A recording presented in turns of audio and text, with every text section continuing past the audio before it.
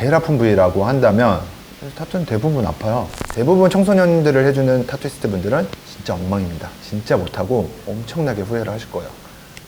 절대 하지 마세요. 다음 질문. 예, 지금 열받네.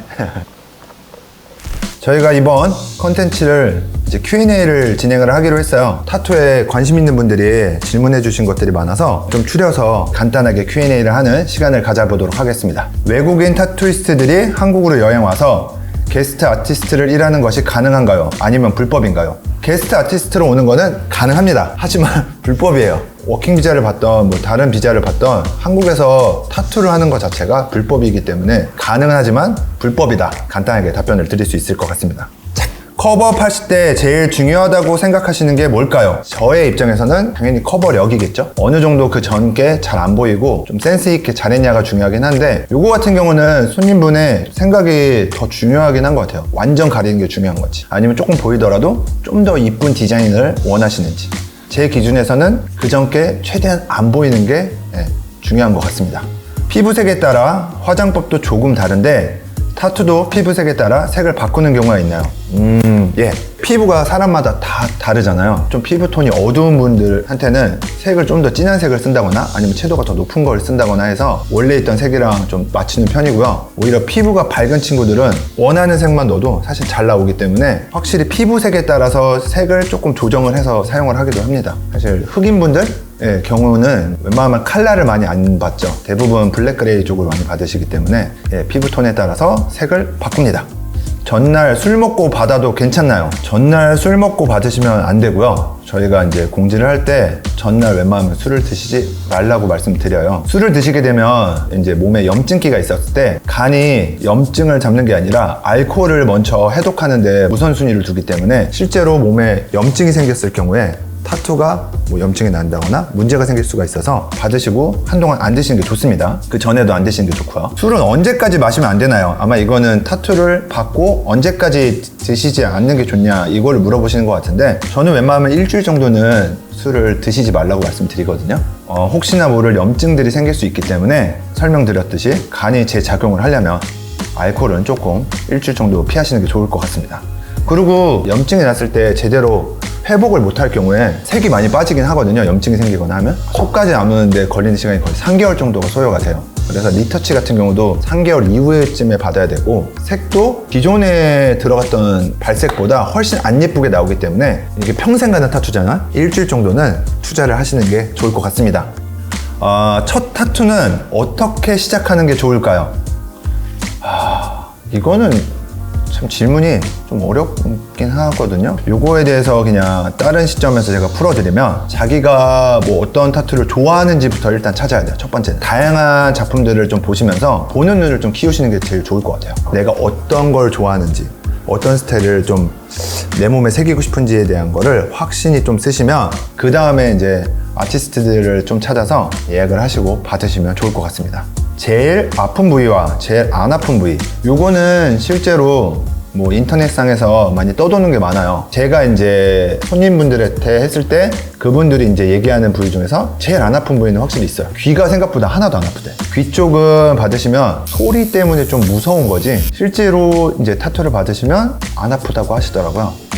아픈 부위는 타투는 대부분 아파요. 제일 아픈 부위라고 한다면 한 3군데 정도 뽑을 수 있을 것 같아요. 엉덩이. 엉덩이가 생각보다 대부분 이제 착각하시는 게 살이 많으니까 안 아플 거라고 생각을 하시는데 굉장히 아픕니다. 손님분이 부들부들 떨 정도로 아파하세요. 그 다음에 두피.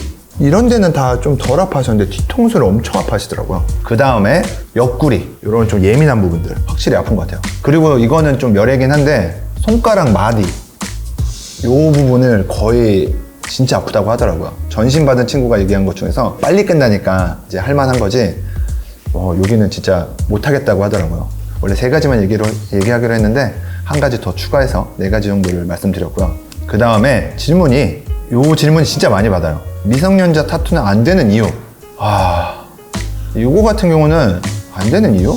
타투이스트 분들끼리도 사실 미성년자를 하는 거를 되게 부끄러워하기도 해요. 그래서 실질적으로 이제 좀 자리 잡은 친구들은 절대 미성년자를 하는 일도 없고요. 성인이 됐을 때 확실히 보는 시야가 조금 달라지는 것 같아요. 어렸을 때보다. 청소년기에 좀 가지고 있는 가치관들도 당연히 존중받아야 되지만 그 시기에 조금 아직 미성숙했을 때 받은 타투들은 후회하기 좀 쉬운 것 같아서 어쨌든 타투라는 게 평생 남는 거잖아요. 너무 어렸을 때 받는 타투는 추천을 해드리지 않아요. 특이한 케이스들이 있어요. 흉터가 너무 심하거나 이런 부분들을 좀 커버업하기 위해서 너무 과하지 않은 디자인으로 진행을 하는 경우들은 있긴 있습니다. 근데 그런 경우들은 부모님이랑 같이 동반해서 와서 이런 사정들과 상황들을 설명했을 때 납득이 가는 선에서 진행을 하긴 하는데 거의 흔치 않아요. 그런 경우들은 나 요만큼 상처 있는데 나 타투 받을래? 라고 문의를 하시면 100% 그냥 까입니다.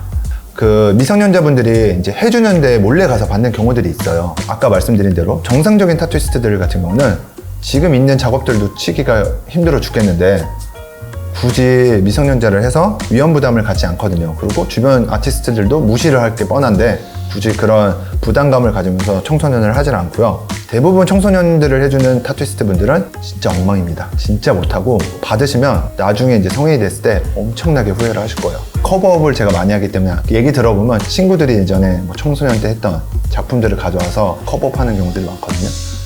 절대 하지 마세요.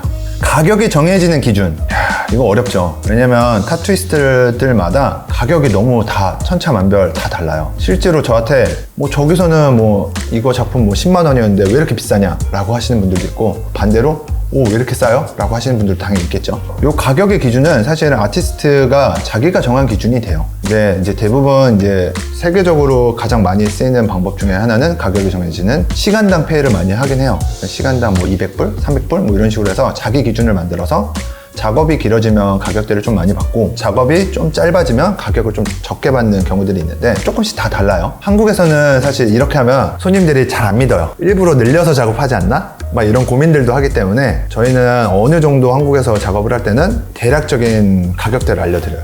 그래서 뭐 요거는 뭐 10만원, 요건 20만원 정도 이런 식으로 해서 가격대를 공지를 하고 거기서 이제 작업이 좀 많이 길어진다 그러면 조금 더 올린다거나 아니면은 작업이 생각보다 빨리 끝났다, 작업이 생각보다 쉬운 작업이었다 라고 하면은 가격을 조금 낮춰서 받는 이런 경우들도 있고, 아니면은 픽스를 해서 하는 경우들도 있어요. 이거는 무조건 30만원, 그러면 조금 커지더라도 에라 모르겠다 그러고 30만원 받는 경우들이 있는데 이제 아티스트마다 다 다르다는 거. 그래서 가격 같은 경우는 내가 확실히 알고 싶으시면 내가 좋아하는 아티스트 분들에게 견적을 제대로 내보시는 게 가격을 이제 확인하는 방법 중에서 가장 좋을 것 같습니다. 그 다음 질문, 요건 루머로 진짜 많던 알코올이 들어가면 타투가 막 빨개지는 타투가 있지 않냐 라고 질문하시는 분들이 생각보다 많아요.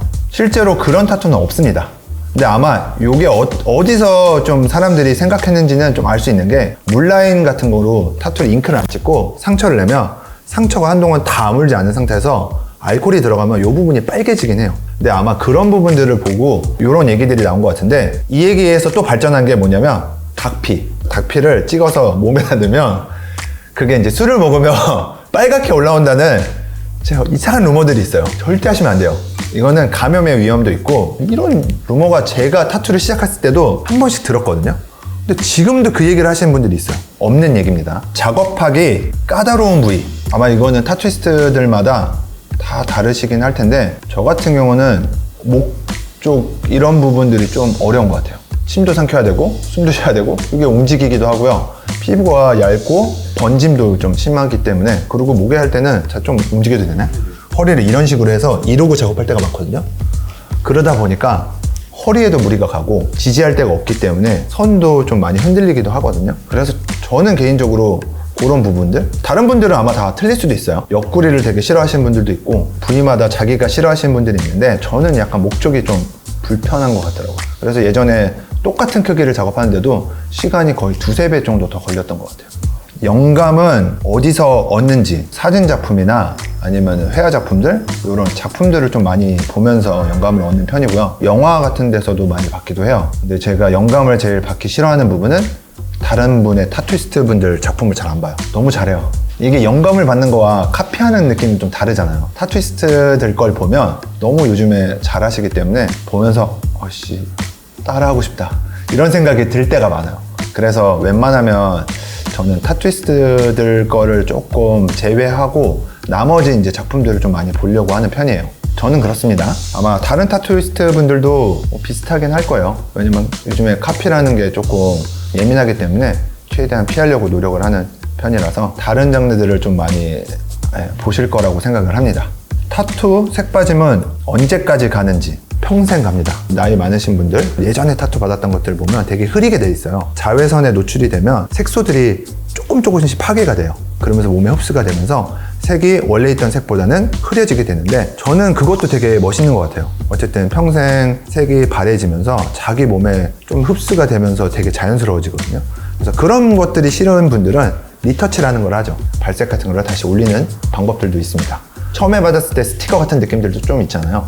저는 그것도 처음에 재밌는 것 같고, 이게 자연스럽게 몸에 흡수가 돼서 어울리게 보이는 것도 굉장히 매력 있는 것 같아요. 취향에 따라서 선택을 하시면 될 것 같습니다. 다음 질문, 이것도 많이 물어보죠. 지인들이 많이 물어보는 질문이에요. 노출 작업 시 작업을 어떻게 하나요? 실질적으로 노출 작업 시에는 중요 부위는 테이핑을 다 해요. 아니면 요즘에 니플 패치도 되게 잘 돼 있는 것들이 있어요. 꽃으로 돼 있거나. 광범위하게 저희가 작업하는 부위 빼고는, 이게 손이 좀 그런가요? 광범위하게 이제 가려주는 그런 것들이 있기 때문에, 아니면 아래 부분 같은 경우도 가려서 진행을 하기 때문에 이런 부분은 그냥 다 오픈해서 작업을 하지는 않습니다. 근데 뭐 손님분이 이거에 대해서 전혀 개의치 않은 분들도 당연히 있어요. 대부분은 부끄러우니까 그 부분은 많이 가려서 진행을 하고요. 같은 성별을 선택을 하기도 하죠. 그래서 여성분들 같은 경우는 좀 중요 부위를 타투를 받을 때는 다른 여성분 타투이스트 분들에게 받는 경우들도 종종 있습니다. 재밌는 게 없죠?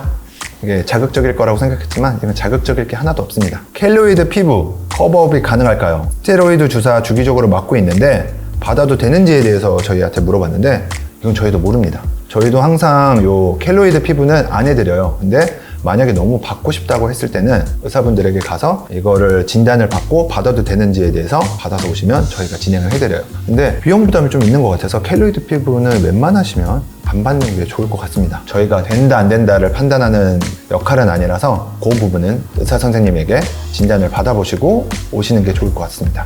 그 다음 질문, 타투할 때 마취연고 바르나요? 마취연고는 저희가 따로 발라드리진 않아요. 본인이 바르고 오시는 부분에 대해서는 크게 터치하진 않아요. 저희 나라에서는 따로 이제 타투할 때 발라주시는 데는 없을 거예요. 근데 직접 근데 구매 자체가 불법입니다.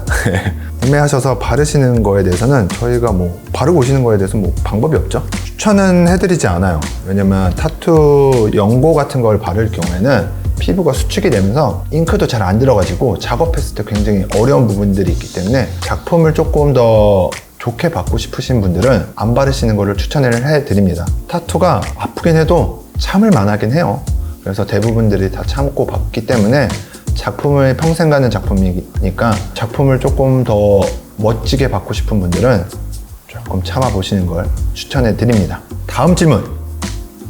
네, 지금 열받네. 타투는 불법인데 왜 하시는 거죠? 저한테는 약간 운명 같은 것 같아요. 저도 원래 그림을 계속 그렸는데 타투라는 씬을 접하게 되면서 일이 아니면 안 되겠다라는 생각이 딱 들더라고요. 그리고 타투라는 게 아직 한국에서는 불법이지만 전 세계적으로는 합법이잖아요. 저희 나라도 곧 합법이 되지 않을까 기대를 하고 있습니다. 다음 질문, 타투이스트는 어떻게 되는 건지. 타투를 할 수 있는 진입장벽은 굉장히 낮습니다. 성공하는 게 어려운 거지. 왜냐면 타투하는 방식은 유튜브에도 엄청 잘 나와 있어요. 실제로 유튜브만 봐도 머신 세팅이나 이런 거는 배울 수가 있습니다.